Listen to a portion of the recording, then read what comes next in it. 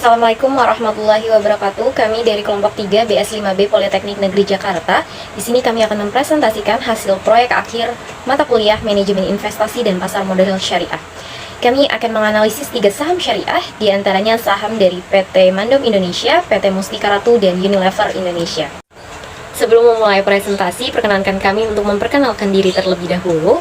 Pertama ada saya sendiri, Aprilia Nur Fitriana, lalu ada Fatia Azahra, dan yang terakhir ada Rifani Jihan. Yuk, masuk ke pembahasan. Di sini kami memilih saham yang ada di sektor industri barang konsumsi, subsektor kosmetik, dan barang keperluan rumah tangga.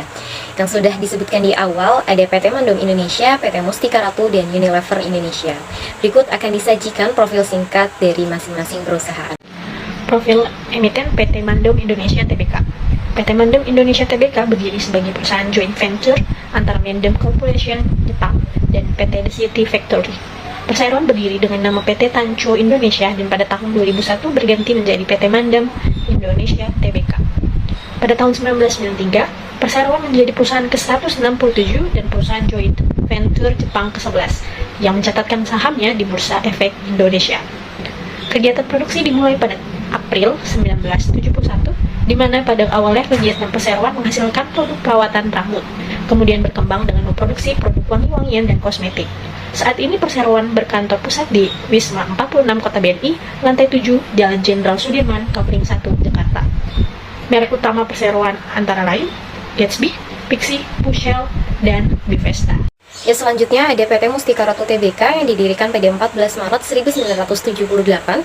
Kantor pusat dari Mustika Ratu ini berada di Graha Mustika Ratu, Gatot Subroto, Jakarta Selatan, dan pabriknya berada di Ciracas, Jakarta Timur. Kegiatan Mustika Ratu sendiri meliputi pabrikasi, perdagangan, dan distribusi jamu dan kosmetik tradisional, serta minuman sehat dan perawatan kecantikan. Bisa dilihat di layar ya teman-teman, beberapa produk dari PT Mustika Ratu yang biasanya ditemui di pasaran baik supermarket, minimarket, maupun toko kosmetik. Adapun saham-saham dari PT Mustika Ratu Tbk ini dicatatkan pada Bursa Efek Indonesia pada tanggal 27 Juli 1995 dengan kode saham MRAT. Profil emiten PT Unilever Indonesia Tbk. Unilever Indonesia pertama kali didirikan pada 5 Desember 1933 dengan nama Liver Z Fabricant NV yang berlokasi di daerah Angking, Jakarta Utara. Lalu akhirnya berubah nama pada 30 Juni 1997 menjadi PT Unilever Indonesia Tbk. Kantor pusat Unilever berlokasi di Graha Unilever, BSD City, Tangerang, dan pabrik berlokasi di kawasan industri Jababeka, Cikarang, Bekasi, Jawa Barat, serta di kawasan industri Rungkut, Surabaya, Jawa Timur. Unilever bergerak dalam bidang manufaktur, pemasaran, dan distribusi barang konsumsi, termasuk sabun, deterjen, margarin, makanan berbasis susu, es krim, produk kosmetik, minuman berbasis teh, dan jus buah. Pada 11 Januari 1982, Unilever Indonesia melaksanakan penawaran umum perdana, mencatatkan 15% sahamnya di Bursa Efek Indonesia dengan kode saham UNVR. Ya, di sini ada analisis fundamental. Terdapat 3 analisis yang akan dilakukan dalam analisis fundamental ini. Di antaranya ada analisis makroekonomi, analisis industri, dan analisis laporan keuangan dengan metode rasio. Dan selanjutnya yang dibahas pertama adalah analisis makroekonomi. Yang akan dibahas pada analisis makroekonomi diantaranya ada produk domestik bruto dan juga inflasi. Di sini bisa dilihat ya teman-teman semua, ada infografis dari produk domestik bruto dan juga inflasi yang bersumber dari Badan Pusat Statistik. Yang pertama akan saya bahas adalah produk domestik bruto. Berdasarkan data Badan Pusat Statistik, perekonomian Indonesia tetap tumbuh positif pada triwulan 3 2021. Meskipun melambat dibandingkan dengan capaian triwulan sebelumnya sejalan dengan merebaknya varian Delta COVID-19. Ekonomi Indonesia pada triwulan 3 2021 tumbuh sebesar 3,51%, lebih rendah dari capaian triwulan 2020 sebesar 7,07%. Nah, dari sisi produksi, lapangan usaha, jasa kesehatan, dan kegiatan sosial mengalami pertumbuhan tertinggi sebesar 14,06%, dan dari sisi pengeluaran, komponen ekspor barang dan jasa mengalami pertumbuhan tertinggi sebesar 29,16%. Nah, pertumbuhan ekonomi year on year pada triwulan 3 2021 mengalami peningkatan di hampir seluruh wilayah, kecuali kelompok di Pulau Bali dan Nusa Tenggara yang mengalami pertumbuhan 0,09%. Namun, Pulau Jawa dengan kontribusi sebesar 57,55% mencatat pertumbuhan sebesar 3,03%. Ya, selanjutnya ada inflasi. Sudah ada infografis inflasi di sini. di mana berdasarkan data Badan Pusat Statistik, indeksi harga konsumen pada November 2021 mengalami inflasi sebesar 0,37%, meningkat dari inflasi bulan sebelumnya yang tercatat 0,12%. Perkembangan ini dipengaruhi oleh peningkatan inflasi di semua kelompok, yaitu ada kelompok inti yang dipengaruhi oleh inflasi komoditas emas, perhiasan, sewa rumah, dan kontrak rumah. Kemudian ada kelompok volatile food yang dipengaruhi oleh kenaikan harga minyak goreng seiring berlanjutnya kenaikan harga minyak sawit mentah, dan administrative prices, terutama yang dipengaruhi oleh inflasi angkutan udara dan rokok, kretek, filter akibat mobilitas udara yang membaik sejalan dengan pelonggaran kebijakan pembatasan mobilitas dan berlanjutnya dampak kenaikan cukai tembakau. Nah, secara tahunan inflasi indeks harga konsumen November 2021 tercatat 1,75%, lebih tinggi dibandingkan dengan inflasi bulan sebelumnya sebesar 1,66%. Selanjutnya adalah analisis industri. Tahun 2021 masih dibayangi oleh ketidakpastian karena kondisi pandemi COVID-19 yang masih terus berkembang. Khusus di Indonesia, konsumsi rumah tangga yang selama ini menjadi penopang pertumbuhan ekonomi tercatat turun sebesar 2,63%. Kondisi pandemi memberikan dampak yang cukup signifikan pada masyarakat, terutama bagi mereka yang terpengaruh baik sehubungan dengan pemutusan hubungan kerja maupun pemangkasan upah.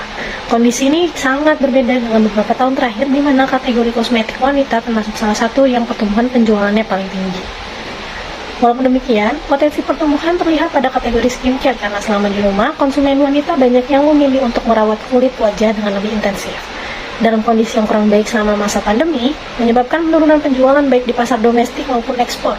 Selain itu, perubahan perilaku konsumen yang beralih dari kebutuhan personal grooming menjadi personal well-being juga merupakan tantangan tersendiri bagi perseroan. Pola belanja konsumen juga mengalami perubahan seiring dengan penerapan PSBB pada periode-periode tertentu. Mobilitas konsumen menjadi terbatas. Selain belanja online, konsumen memilih untuk belanja di toko-toko yang dekat dengan rumah. Untuk rumus-rumusnya bisa kita lihat bersama di layar. Analisis laporan keuangan PT Mandem Indonesia Tbk. Dapat kita lihat rasio likuiditas PT Mandem Indonesia September 2021 mengalami penurunan daripada September 2020.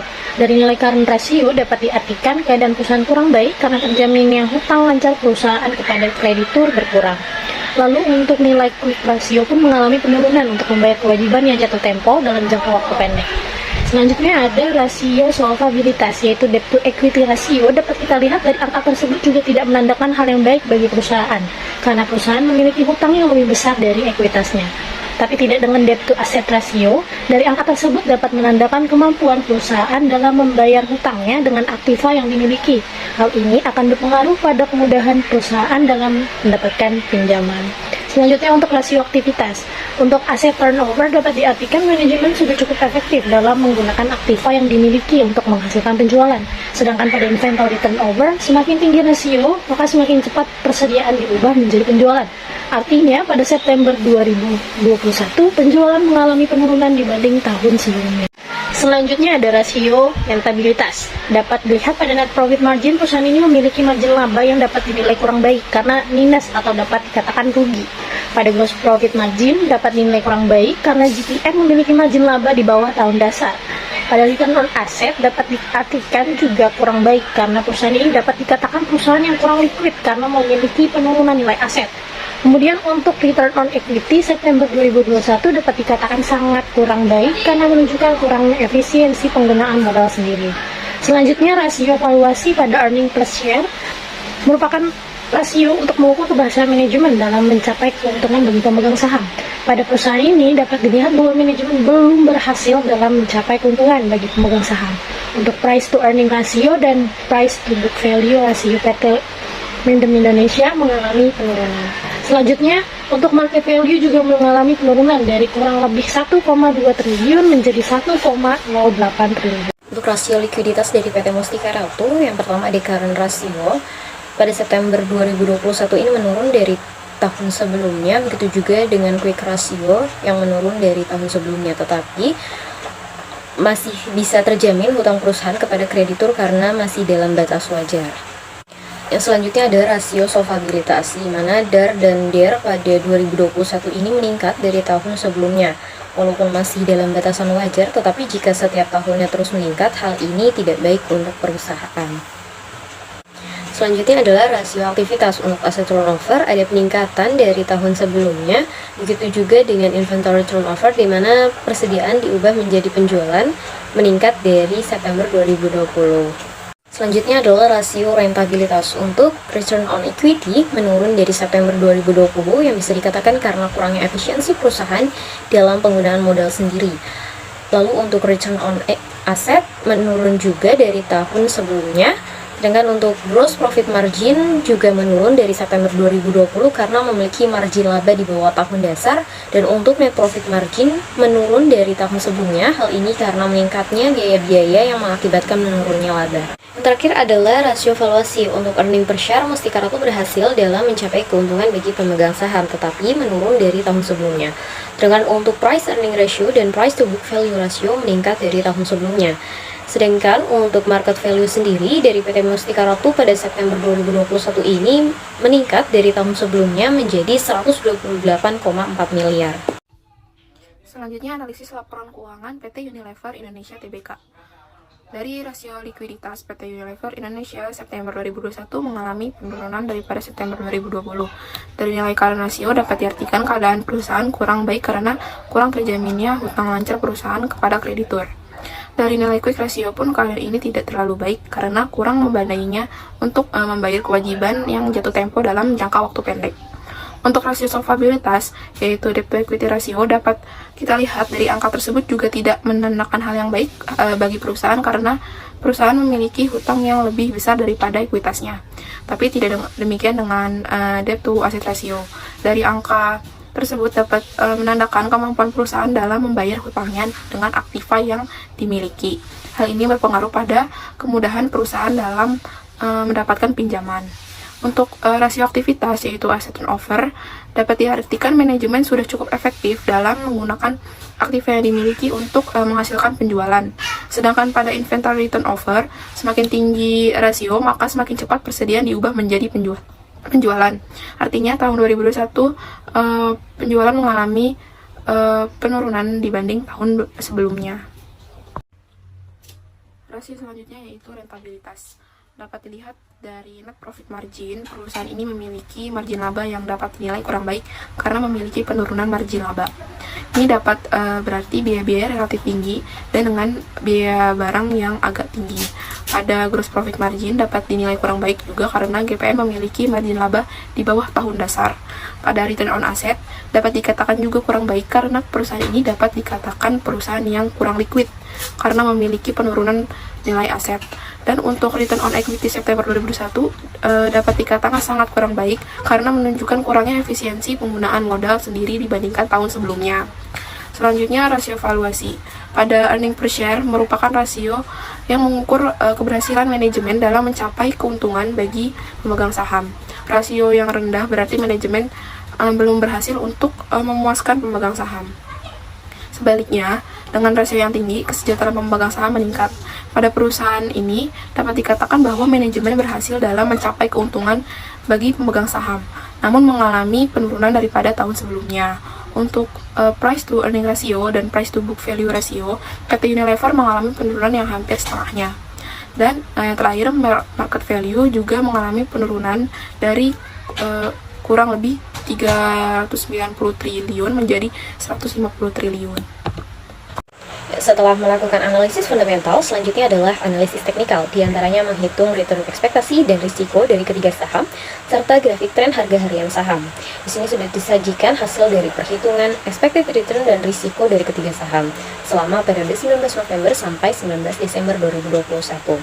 Nah, yang pertama ada saham PT Mandom Indonesia yang menghasilkan expected return sebesar minus 0,27% dengan tingkat risiko sebesar 1,429% dan kovarian sebesar minus 5,30%. Untuk saham Mustika Ratu menghasilkan expected return sebesar minus 0,35% dengan tingkat risiko 4,314% dan kovarian minus 12,32%. Dan untuk saham Unilever Indonesia menghasilkan expected return sebesar minus 0,56% dengan tingkat risiko 1,877% dan kovarian minus 3,35%. Selanjutnya akan dibahas mengenai grafik tren harian saham. Selanjutnya ada grafik. Yang pertama ada grafik PT Mandem. Saham TCID saat ini sedang berada dalam fase downtrend dengan titik resisten di angka 5525.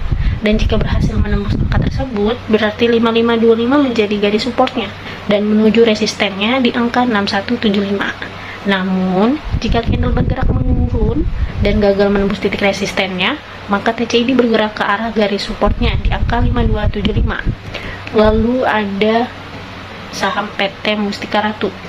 Nah, saham MRAT sedang berada dalam fase downtrend menuju titik support 240. Jika gagal menembus support, berarti tren akan menuju titik supportnya di angka 326. Dan jika berhasil menembus titik supportnya, akan menuju titik support selanjutnya di angka 142. Kemudian yang terakhir ada saham PT Unilever. Saham UNVR sedang berada di fase downtrend dan ada dekat dengan titik resisten di angka 4220. Jika berhasil menembus titik resisten, akan menuju titik resisten selanjutnya di angka 4350. Penelitian tentang analisis fundamental dan teknikal saham subsektor kosmetik dan keperluan rumah tangga yang dilisting di Indeks Saham Syariah Indonesia periode November sampai Desember 2021 menghasilkan kesimpulan sebagai berikut.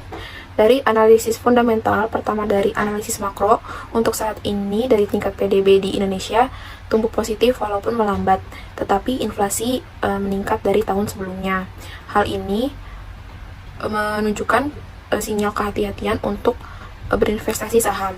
Analisis perusahaan PT Mandem Indonesia Tbk, PT Mustika Ratu Tbk, dan PT Unilever Indonesia Tbk memiliki rata-rata nilai rasio yang baik walaupun menurun daripada triwulan sebelumnya. Analisis teknikal berdasarkan perhitungan return ekspektasi menghasilkan return TCID, MRAT, dan UNVR dengan angka minus. Berdasarkan grafik tren, TCID berada pada titik resisten, sedangkan MRAT dan UNVR berada pada fase downtrend. Berdasarkan analisis fundamental dan teknikal, investor lebih baik membeli saham TCID daripada dua saham lainnya. Sekian presentasi dari kelompok 3. Terima kasih atas perhatiannya. Kurang lebihnya mohon maaf. Wassalamualaikum warahmatullahi wabarakatuh.